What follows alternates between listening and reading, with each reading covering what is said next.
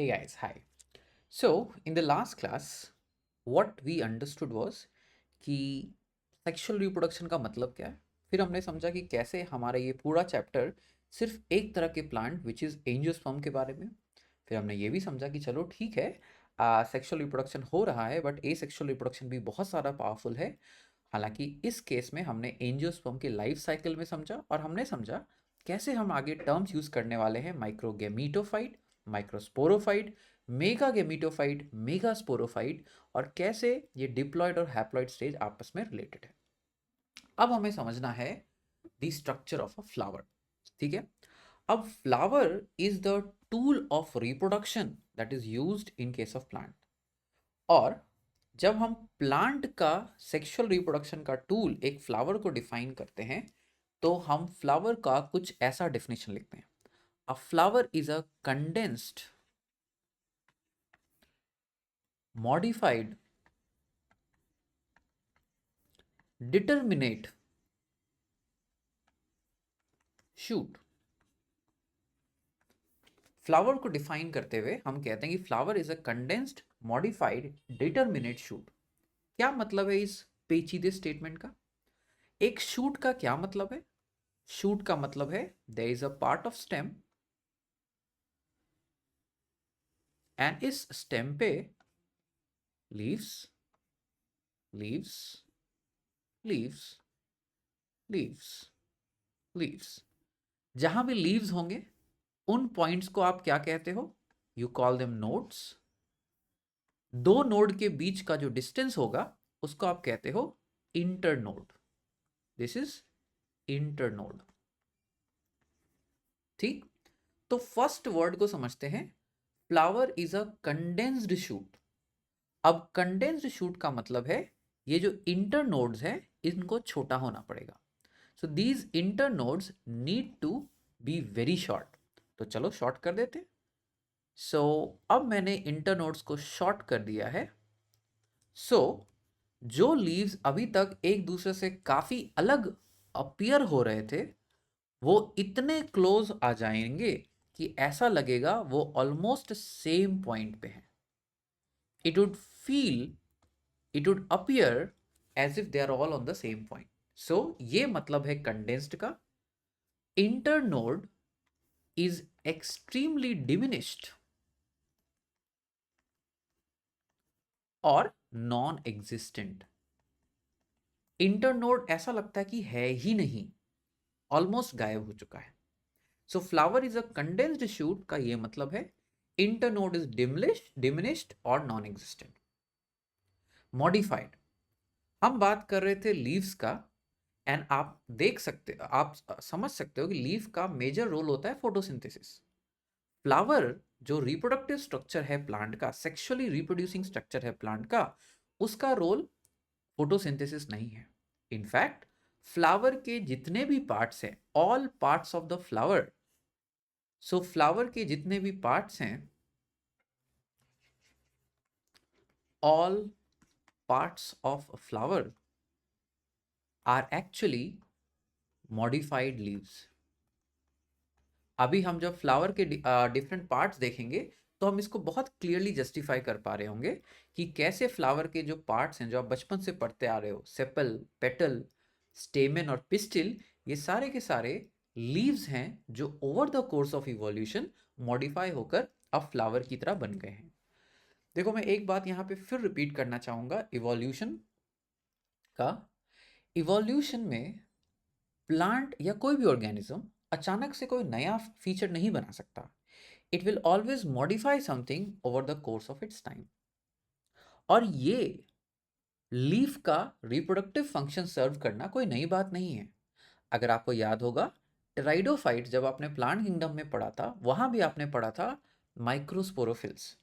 और आपने पढ़ा था ये माइक्रोस्पोरोफिल्स, इनके जो अंडर सरफेस हैं उन पे स्पोर सैक्स होंगे जिनको आपने सोराई कहा था, और sori would be filled with spores. यहाँ आपका जो प्लांट बॉडी आप देख रहे हो वो स्पोरोफाइट ही तो है, स्पोर प्रोड्यूसिंग प्लांट। सो ये लीफ ही मॉडिफाई होते हैं टू प्रोड्यूस द मेल और the female spore. Determinate, determinate का मतलब है एक बार फ्लावर प्रोड्यूस हो गया तो उस शूट या उसके ब्रांच का वहीं पे दी एंड हो जाता है। फ्लावर प्रोड्यूस होने के बाद जो फ्लावर प्रोड्यूसिंग स्ट्रक्चर है, चाहे वो जो भी हो, वो ऊपर नहीं बढ़ता रहेगा। आपका एपिकल बर्ड हमेशा बढ़ते रहता है, आपका रूट हमेशा बढ़ते रहता है, बिकॉज वहां पे रूट एपिकल मेरिस्टम है। लेकिन जैसे एक शूट या शूट के ब्रांच पे एक फ्लावर प्रोड्यूस हो गया, flower is the end of it. Flower के आगे कुछ नहीं बढ़ने वाला। कभी आपने नहीं देखा होगा कि फ्लावर जो है कंटिन्यूसली बढ़ रहा है, नहीं। The moment flower is produced, it's the end of the story for that branch. Clear? So इसीलिए फ्लावर को हम डिफाइन कैसे करते हैं? It's a condensed modified determinate shoot. ठीक है, चलो। अब फ्लावर के 4 पार्ट्स हो सकते हैं और इन पार्ट्स को हम कहते हैं holes of the flower, WHORLS। अब WHORLS का क्या मतलब है? जो फ्लावर के 4 पार्ट्स हैं, sepals, petals, stamens and pistols, वो एक कॉमन सेंटर के चारों तरफ इन अ सर्कुलर फैशन अरेंज होते हैं मोस्ट ऑफ द टाइम। जब भी कोई पार्ट ऑफ द प्लांट इस तरह के सर्कुलर फैशन में अरेंज होता है तो हम उसको होल्ड करते हैं, WHORL। So they are called whorls of the flower because of the concentric arrangement around a common centre. Total 4 whorls हैं जिसको आप डिवाइड कर सकते हो, non essential whorls and essential whorls. क्या फर्क है? इसेंशियल होल्स डायरेक्टली इन्वॉल्व है रिप्रोडक्शन में, यानी वो स्पोर बनाएंगे और ये स्पोर गेमिटोफाइट बनाएगा और गेमिटोफाइट गेमीट बनाएगा। So what is the meaning of essential holes? These holes will produce spores, spores will produce gametophyte, gametophyte will produce the gamete। ठीक? नॉन इसेंशियल होल्स का मतलब they'll only help in the reproduction। ठीक है? जैसे sepal का काम क्या है? Protection of the bird. Petal का काम क्या है? पॉलिनेटर को अट्रैक्ट करना ताकि गैमीट, मेल गैमीट का फीमेल के पास से ट्रांसफर हो पाए। So sepals and petals are non-essential holes, stamen and pistils are essential holes। ठीक? स्टेमन मेल है, पिस्टल फीमेल है। अब ये जो स्टेमन, पिस्टल, सेपल और पेटल की मैंने बात की, दीज आर 1 यूनिट्स। जब एज अ होल हम इसको नाम बुलाते हैं तो हम इनको नाम देते हैं कैलिक्स, जिसका यूनिट होगा सेपल, कोरोला, जिसका यूनिट होगा पेटल, एंड्रोशियम, जिसका यूनिट होगा स्टेमेन, गाइनोजियम, जिसका यूनिट होगा कार्पेल। कभी कभी आप उसको पिस्टल बुलाते हो। बहुत जल्दी हम इनके बीच का फर्क भी देख लेंगे। So 4 whorls of a flower are actually calyx, जिसका यूनिट है सेपल, कोडोला, जिसका यूनिट है पेटल, एंड्रोशियम, जिसका यूनिट है स्टेपल, और गाइनोशियम, जिसका यूनिट है कार्पेल। नाउ कभी कभी ऐसा हो सकता है कि सेपल और पेटल आपस में फ्यूज्ड हो। सेपल प्रोटेक्ट करेगा प्लांट को, पेटल अट्रैक्ट करेगा पॉलिनेटर को, और जब ये फ्यूज होगा तो हम इसको बोलेंगे पेरी एंथ। रटना नहीं बेटा, anth comes from the male, so androecium is the male part, peri मतलब आउटसाइड, मेल पार्ट के आउटसाइड। तो कैलिक्स और कोरोला को कलेक्टिवली भी हम पेरीएंथ कहते हैं, बट यहाँ पे एनसीईआरटी कॉन्टेक्स्ट में हम कैलिक्स कोरोला का फ्यूजन को पेरीएंथ कहेंगे। और जैसे कैलिक्स का यूनिट सेपल और कोरोला का यूनिट पेटल है, पेरियांथ का यूनिट होता है टेपल। अगर आपको मॉर्फोलॉजी याद है, tepals are found in lily, lily में आपको टेपल्स पाए जाते हैं। ठीक? अब ये फ्लावर जो है हमेशा एक स्टॉक पे बोर होगा, उस स्टॉक को बोलेंगे पेडीसेल। पेडीसेल का एंड स्वलन होता है, उस स्वलन एंड ऑफ पेडीसेल को बोलेंगे थैलेमस और रिसेप्टिकल। और इसी थैलेमस या रिसेप्टिकल पे चारों whorls of the flowers should be there. So अगर शुरू से बोलें तो pedicel, thalamus, calyx, corolla, androecium, gynoecium. ठीक? नाउ कभी कभी पेडिसेल के बेस पर फ्लावर के बेस पे लीफ लाइक फीचर्स हो सकते हैं। जब ऐसा होगा तो हम बोलेंगे ब्रैक्ट। अगर ब्रैक्ट पेडी सेल के बेस पर ना होके आपके पेडी सेल पर हो तो उसी को आप बोलते हो ब्रैक्टियोल। And I hope you remember this. Bract at the base of flower, ब्रैक्टियोल on the pedicel. ब्रैक्टियोल का एग्जाम्पल हिबिस्कस था। Is that clear? So bract, और आपको याद हो मॉर्फोलॉजी में हमने पढ़ा था floral bract and inflorescence bract. Flower पे के बेस पे होने वाला bract is a floral bract. Inflorescence के बेस पे होने वाला ब्रैक्ट इज इनफ्लोरेसेंस ब्रैक्ट। फिर ओवरऑल आप बचपन छोटी क्लासेस में ऑलरेडी पढ़ चुके हो कि स्टेमन के दो पार्ट्स हो सकते हैं। एक लंबा सा part, stock like structure filament, जिससे हैंग हो रहा होता है या टच कर रहा होता है एक बल्बस पार्ट कॉल्ड एंथर। उसी तरह जो कार्पेल या गाइनोशियम है उसके भी तीन पार्ट्स होंगे, stigma, style. Stigma is the top part, style is the tubular part, and सबसे नीचे ओवरी। ओवरी के अंदर हम एक स्ट्रक्चर डिफाइन करते हैं ओव्यूल, और अभी हम पढ़ेंगे इसका detail structure. But ovule is the part जिसके अंदर मेगास्पोर यानी female spore and female gamete produce होगा। जैसे एंथर के अंदर male spore and male gamete produce होगा, वैसे ओव्यूल के अंदर female spore and female gamete produce होगा। I hope this much is very clear to all of us. Parts of the flower and the basic idea of the different parts of the flower. अब हम assume कर लेते हैं कि सारे flower के पास ये सारे पार्ट्स होंगे। ऐसा होना बिल्कुल भी जरूरी नहीं है। ठीक? सो फ्लावर के दो तरह होते हैं, दो टाइप्स हो सकते हैं। और यहां पे ध्यान देना क्योंकि यहीं पे लोग कंफ्यूज होते हैं। Incomplete flower and complete flower. Complete पूरा, इनकम्प्लीट अधूरा। अगर प्लांट के फ्लावर के पास चारों होल्स प्रेजेंट है तो वो फ्लावर कंप्लीट कहलाएगा, flower.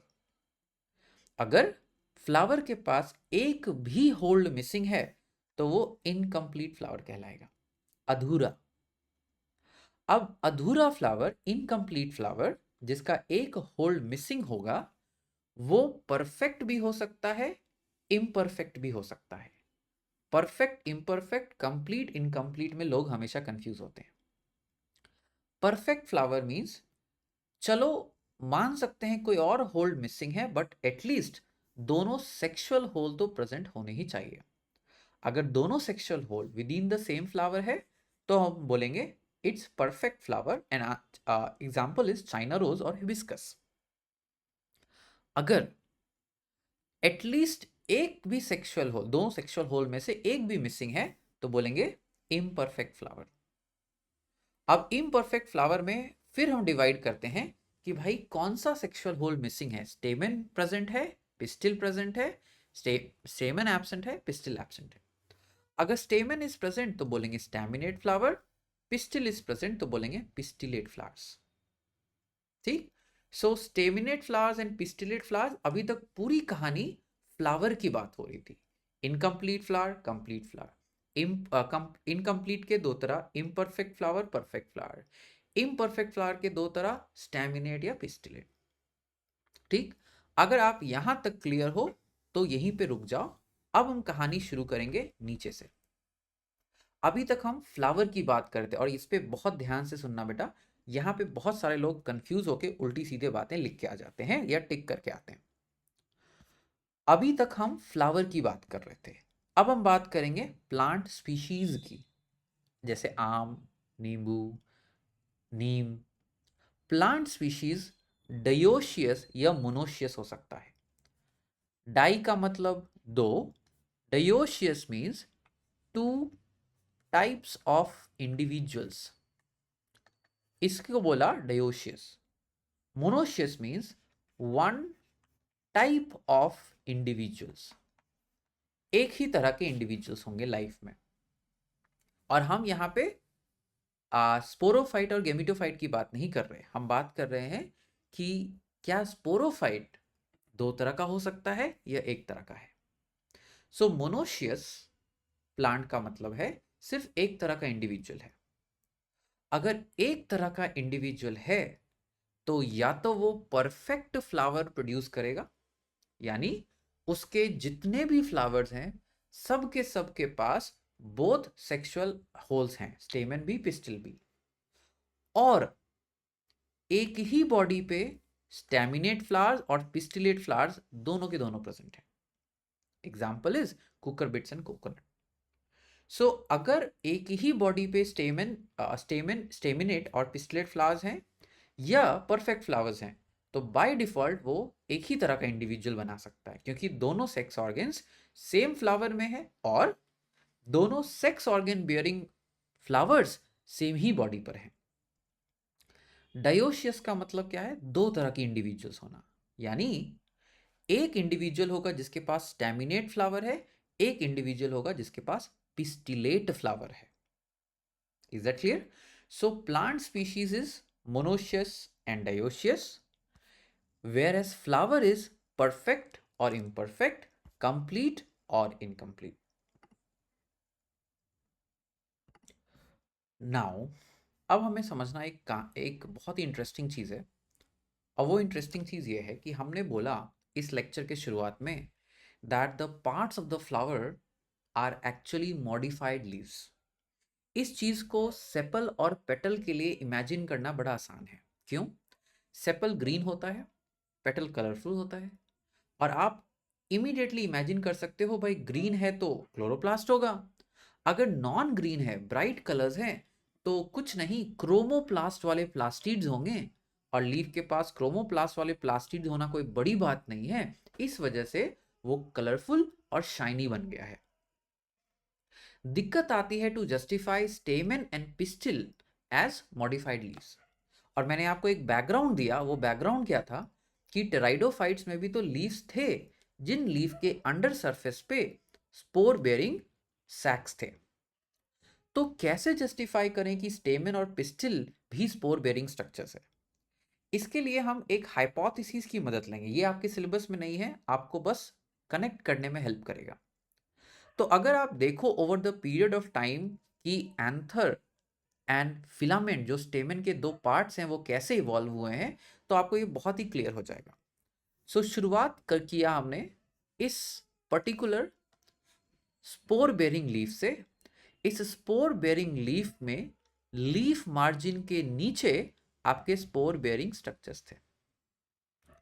Over the period of time क्या हुआ, ये जो लीफ का लैमिना था वो श्रिंक करता गया, इतना ज्यादा श्रिंक हुआ कि सारे जो स्पोर बेरिंग सैक्स थे वो एकदम पास आ गए, नीचे का part of the leaf fold होके एक स्टॉक बन गया, and this gives you your classic anther and filament which are the two parts of stamen. So अगर स्टेमन का इवोल्यूशन को समझें तो कुछ इस तरीके से हुआ था, एंड दिस एक्सप्लेनेशन जस्टिफाइज कि कैसे हम स्टेमन को एक मॉडिफिकेशन ऑफ लीफ देखते हैं। पिस्टिल या कार्पेल की कहानी थोड़ी ज्यादा पेचीदी है बट और इंटरेस्टिंग है।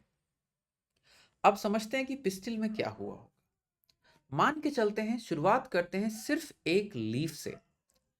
ये लीफ के लीफ मार्जिन पे, margin means edge of the leaf, leaf margin पे ऐसे स्पोर बेयरिंग स्ट्रक्चर्स, जिसको आप ओव्यूल कह सकते हो या सिंपली मेगास्पोरेंजिया आप कहो अभी के लिए, मेगास्पोरेंजिया डेवलप हुए थे। यहां लैमिना श्रिंक नहीं हुआ, लैमिना अंदर की तरफ फोल्ड होने की कोशिश कर रहा है। आप देख रहे हो लैमिना अंदर की तरफ फोल्ड होने की कोशिश कर रहा है। जब लैमिना अंदर की तरफ फोल्ड होने की कोशिश करेगा, it would be an attempt to further save the spore bearing structures.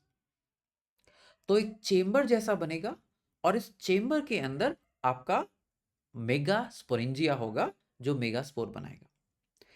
इसी एंसेस्ट्रल लीफ को आप कहते हो carpel. So what is this carpel, one unit of gynoecium? This carpel is supposedly the ancestral leaf जो fold हुआ in such a way to give rise to spore bearing bulbous part.